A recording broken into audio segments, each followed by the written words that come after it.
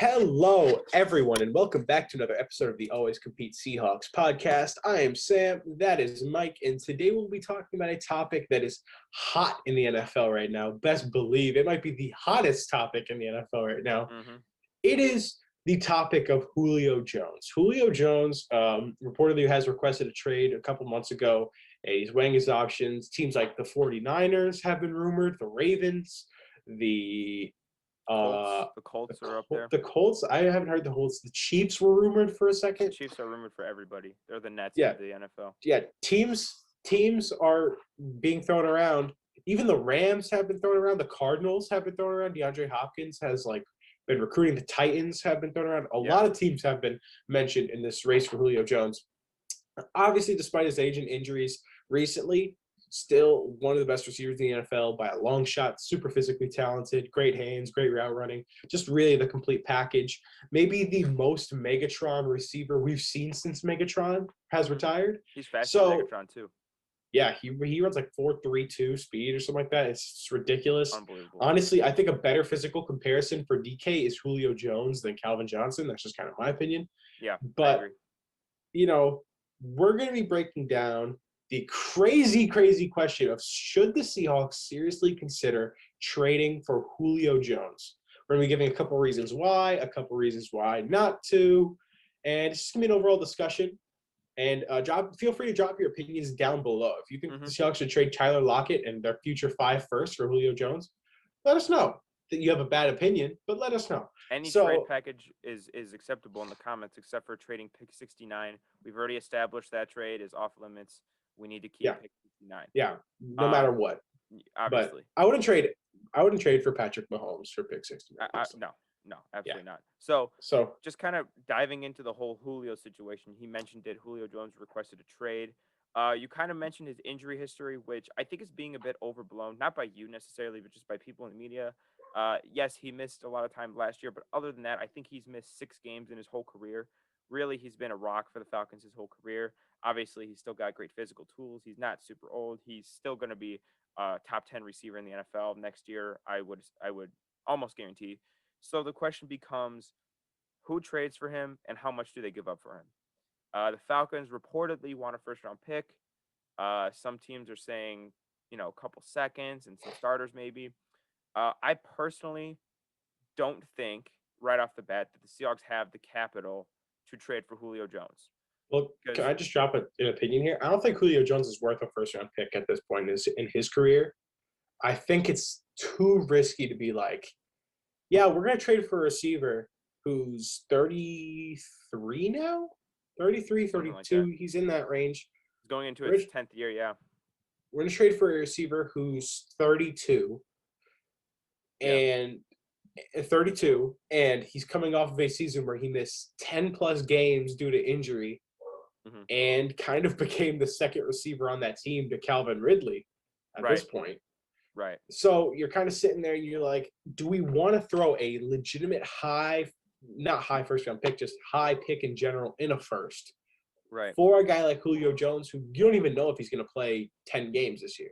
So it's a little bit of a risk, and I just personally don't think that at this point in his career, I don't feel comfortable trading a first for anybody that's 32 unless if they're a quarterback, because signs have shown that once players hit that age, most players, they go like this, like they fall off a cliff. Tom Brady is not the norm. He is the anomaly. Yeah, we're not talking about quarterbacks in this situation. Like think about a certain skill position player that has dominated past the age of 34, like Larry Fitzgerald, Jerry Rice. But these guys are like all-timers. These are like the all-time best receivers in the game. I mean, Larry Fitzgerald and Jerry Rice is first in receiving yards all time, and Larry Fitzgerald's second. So, and I think, again, to your point, is he worth a first-round pick? Not for us. We don't have a first-round pick. So there's no debate. We don't have a first-round pick. Like, I would not be surprised if, like, Pete and John were to just to be like, hey, second-round pick, call us back if you like it, and then they just hang up the phone. Because you know that if they were to put forth an offer, they wouldn't be super aggressive in pursuing him because it's not an immediate need. Yeah, and, well, there's a couple of things at play here for the Seahawks. Number one, we have 2 stud wide receivers, and with our highest draft pick, we chose a 3rd wide receiver. So that would be a lot of capital invested in wide receivers, first of all. Second of all, we don't have a first-round pick, and our second-round pick is going to be a late second, hopefully. So the Falcons, I really wouldn't take many calls from Seattle. The only players I would really listen to, I guess on defense, maybe Quandre Diggs could be a guy you could throw in there. The Falcons, yeah, because Quandre is on that expired contract. Lord knows that the Falcons need help on defense. I was going to say Quandract, but yo, re-sign Quandre to a Quandract. That's the new hashtag. Hashtag Quandract. Get it done. Quandract. That is the most. That is pause. That is the most brilliant thing I have ever heard. We are shifting away from Julio. That is the best thing I have New heard. video idea. Quandre to a Quandract. We say it 100 times in a single video. We're Mr. Beast in it now. I was going to say, we're Mr. Beast in it. Yeah. Let's go. No, but like I just had a ridiculous thought. Well, you did say Baker Mayfield was better than Kyler Murray, so throw it at me. Throw your ridiculous thought at me. All right, listen. Tight end. Do you think Julio could play tight end? Dog. Tim Tebow plays tight end, and then everybody in the league is a tight end. Everybody in the league is a tight end. No, but do you think though? He's 6'3", 220. He's a good blocker. Have you seen him block? He's a good blocker. Nobody would be able to defend Julio Jones. That's like a cheat code. Roger Goodell would be like, stop. He'd veto. It'd be like the Chris Paul trade. He'd veto it. He'd be like, no, cut it off. Shut it down. The Seahawks announce he's cool until he sees the Seahawks Twitter and they announce him as a tight end. And they're just like, nope, stop.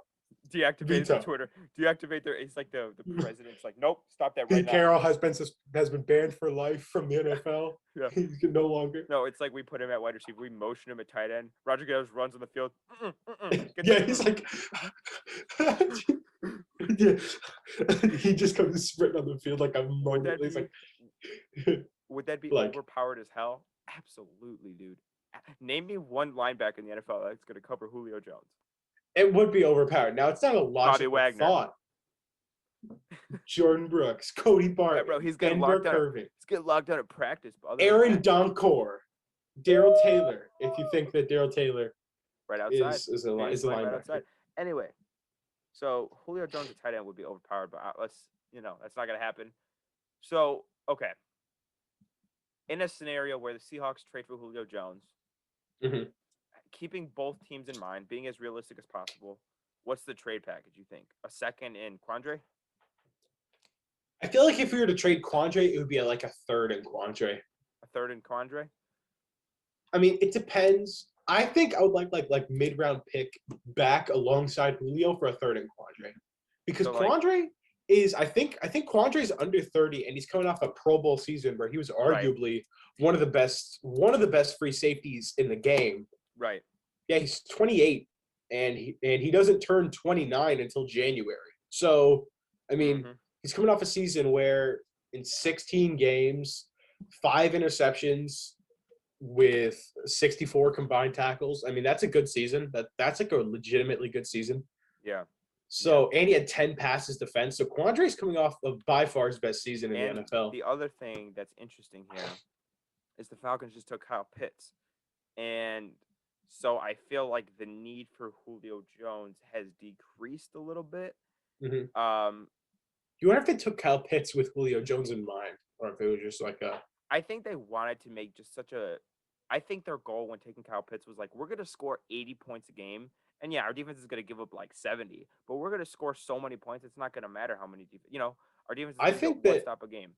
I think that Kyle Pitts could easily play wide receiver personally. So I feel like. Well, and not only that, play wide receiver, it's just he's going to gobble up targets. So I'm saying the ball's going to be thrown to Kyle Pitts. The ball. And as we established, Calvin Ridley's moving to that number 1 receiver spot. So you wonder if the Falcons would be able to move from Julio to loosen up cap, because true story, the Falcons currently cannot afford to sign their rookies because of their cap situation right now. They do not have money to sign their rookies. You know how small of a contract that is? That's like $1 million a year, and they can't they can't afford that. So I think, again, if we're going by the most realistic trade that we could offer as the Seahawks, which I personally wouldn't accept. I have to go to spot track here. I have to see but, who's around. If you're the Falcons, right? Think about it like this: you get rid of Julio Jones, you have Kyle Pitts, you have Calvin Ridley, you're set. you shed some cap, and in return, you get a Pro Bowl safety to help your terrible defense. And you get like a 3rd-round pick. I think that's a fair deal. I think the Falcons could definitely get higher from somewhere else, but I think if in terms of what the Seahawks could/should offer, I think that's the best. The best. So this is interesting. So the Seahawks, according to Spot Check, are currently sitting with $4 million in cap space. That's the other problem, is that we probably can't afford. Which is clearly not enough for Julio Jones, who, let me just look this up real quick. He make 18. Julio Jones is currently set to make this year $15 million base salary with a $20 million cap hit. And the Falcons would take a $40 million dead cap. By trading him? Yeah, I don't know how they're going to trade him. Oh, good Lord. God bless. The Falcons are in a rough spot right now. The Falcons, this is just another 4th quarter that they've blown. Oh, my goodness. Yeah, so Julio's set to make 15 this year, right? Therefore, that means that we would need to throw a player to the Falcons that makes at least $11 million. Do you know how many players are on our team that make over $11 million a year? 5? 2, and that's Russell Wilson and Bobby Wagner. So, whoa, yeah, they're making a lot over $11 million. They're making a good amount over that. It just seems like it can't be done, which is why we're kind of doing it as like a joke, and just kind of talk about it. Just kind of throw our hat in the table. Get clickbaited, honestly. Yeah. Get clickbaited. Breaking news: the Seahawks won't trade for Julio Jones. Oh, gotcha. Big surprise there. No, but in all honesty, we know that the Seahawks aren't going to trade for Julio Jones. But it's fun to talk about. So if you do think that the Seahawks should in fact trade for Julio Jones, go ahead and drop it in the comments below. Go ahead and subscribe as usual. Drop a like. Once again, if you want to start a debate in the comments, we love it. Last thing I got to say, though, Julio and DK with Tyler in the slot is a cheat code. Or Julio at tight end. Or DK at tight end. Don't even say that. Jesus Christ. DK and Julio double tight end set. Double tight end set, bro. Imagine that on the goal line. Linebacker's like, he's like shaking in his boots. He's like, Fred Warner's like, oh, fuck. Oh, no. Coach, take me out. He's like, water break. I can't breathe. Water break.